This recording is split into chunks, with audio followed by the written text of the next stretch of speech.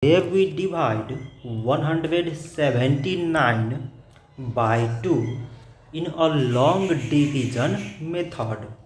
So 2 times 8 means 16. On subtracting we got 1. So now this 1 is less than 2. So we put down the number beside this 9. So now it became 19. So 2 times 9 means 18. On subtracting we got 1. So again this 1 is less than 2 and there is no other number beside. So we put here decimal so that we take 0.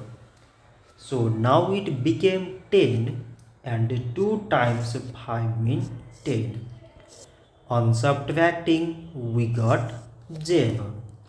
So 179 divided by 2 is 89.5. So this much for today and thanks for watching.